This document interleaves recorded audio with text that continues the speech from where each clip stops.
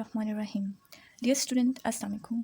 आज का हमारा lecture class 10 chapter number 9 theorem number 1 है। थ्योरम नंबर 1 है हमारे पास, one and only one circle can pass through 3 non collinear points.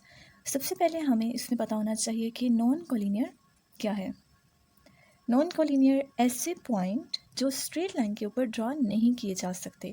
अगर पॉइंट्स को, ये आपके पास कोई भी स्ट्रेट लाइन है, उसके ऊपर आप 3 पॉइंट्स को ड्रा कर लेते हैं तो वो आपके पास कोलिनियर पॉइंट्स होंगे। और अगर ऐसे पॉइंट जो स्ट्रेट लाइन के ऊपर ड्रा नहीं किए जा सकते उनको कहते हैं non collinear points. One and only one circle can pass through 3 non collinear points. मतलब हम लोगों को यहाँ पर दो चीज़ें हमारी स्टेटमेंट में मौजूद होती हैं, एक गिवन और दूसरा टू प्रूव।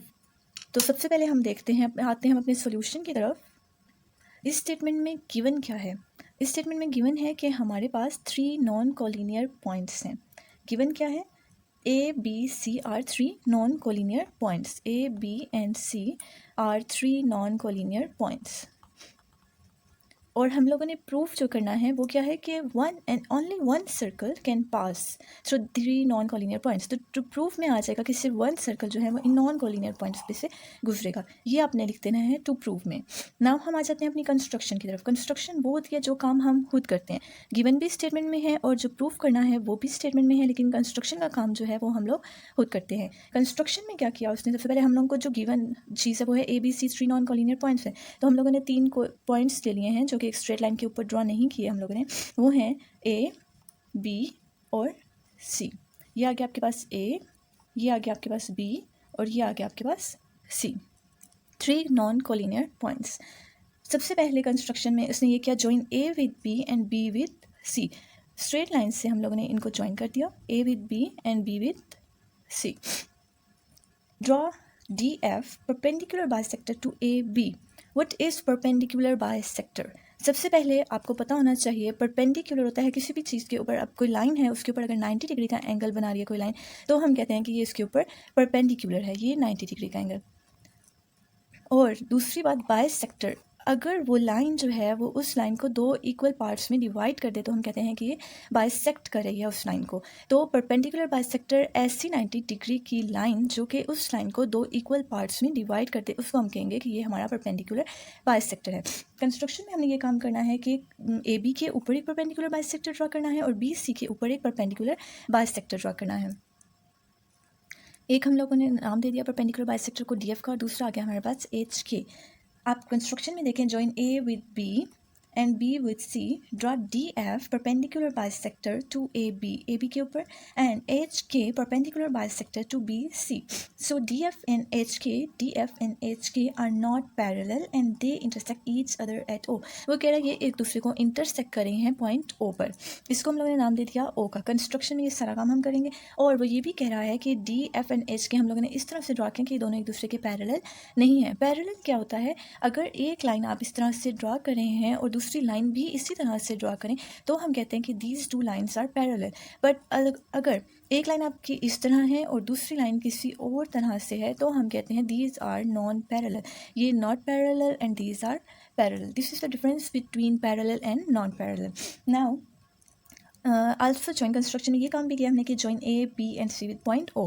हमने A को भी O से ज्वाइन कर दिया, B को भी O से ज्वाइन कर दिया एंड C को भी O से ज्वाइन कर दिया। ये सारा काम हम लोगों ने किया है यहाँ पर कंस्ट्रक्शन में, जो कि आप लोगों ने यहाँ लिख देना होता है। क्या क्या किया हम लोगों ने? AB के ऊपर परपेंडिकुलर बाइसेक्टर ड्रॉ किया, BC के ऊपर परपेंडिकुलर बाइसेक्टर ड्रॉ किया, A को O से, B को O से, C को O से ज्वाइन कर दिया। बस ये काम हमारा कंस्ट्रक्शन में था। नाउ हम आते हैं अपने प्रूफ की तरफ। प्रूफ में हमारे पास 2 चीज़ें होती हैं, एक स्टेटमेंट एंड दूसरी रीजंस।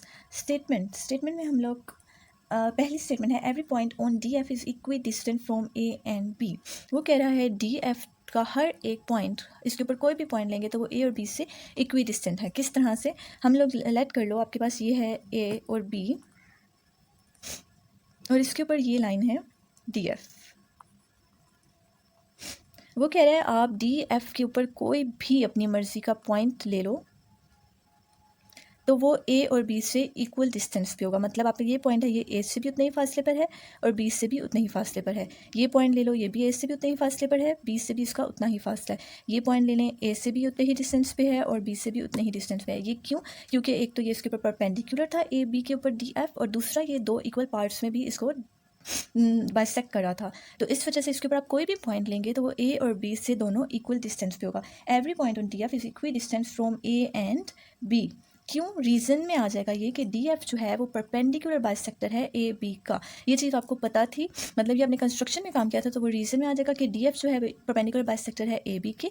और यहाँ पर आ जाएगा स्टेटमेंट में every point on D F is equidistance from A and B. Is it clear? ये मैंने लिख दिया है।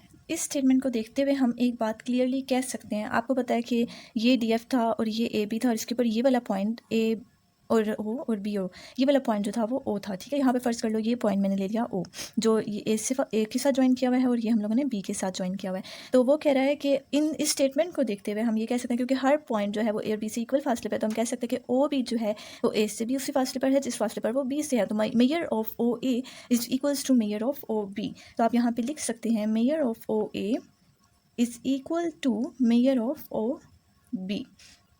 Is it clear?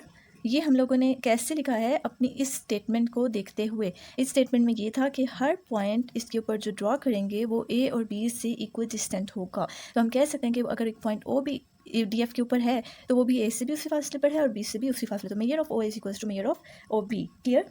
इसको नाम दे दिया हम लोगों ने 1 का। नाउ सिमिलरली हम आ जाते हैं अपनी दूसरी वाली सी बी के ऊपर, जो हमने परपेंडिकुलर बाइसेक्टर ड्रा किया उसके बारे में भी हम ये कहेंगे कि उसके ऊपर कोई भी पॉइंट अगर हम लोग ड्रा करते हैं तो वो बी से भी उसी फासले पर होगा और सी से भी उसी फासले पर होगा। तो इसी तरह से हम लोग ये बात कहेंगे कि measure of O B is equals to measure of O C. Clear? ये मैंने आपके सामने लिख दिया है जो मैंने अभी प्रूव किया है। नाउ नेक्स्ट आ जाते हैं। Now O is the only point common to DF and HK which is equidistant from A, B and C.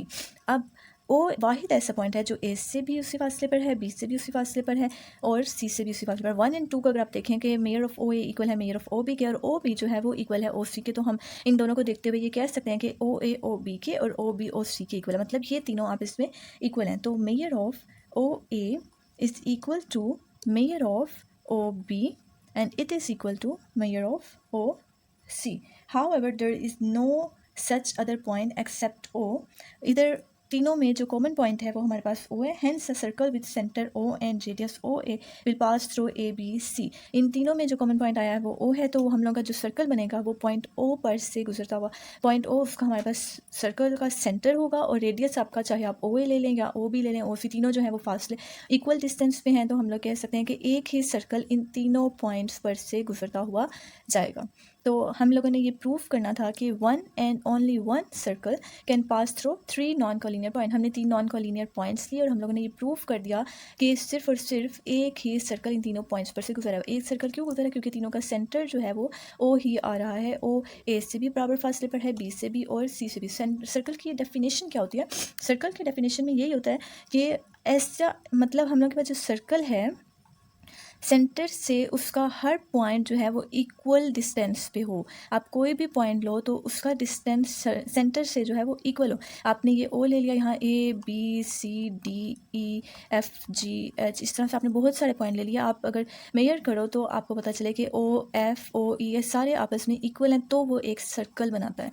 तो अगर आपके पास सारे के सारे पॉइंट्स जो आपने नॉन कोलिनियर पॉइंट्स लिए हैं वो एक ही, वो आपके पास सेंटर से इक्वल डिस्टेंस पे हों, तो हम कहते हैं कि वो एक ही सर्कल पर से गुजर रहे हैं, जो कि हम लोगों ने यहाँ पर प्रूव कर दिया है। अगर किसी भी पॉइंट, कोई भी पॉइंट आपका क्लियर नहीं हुआ और कोई भी चीज़ आपको समझ नहीं आई तो आप कमेंट्स में मुझसे पूछ सकते हैं, मैं आपको मोर क्लियर करके वो चीज़ जो है बता दूँगी। Thank you so much.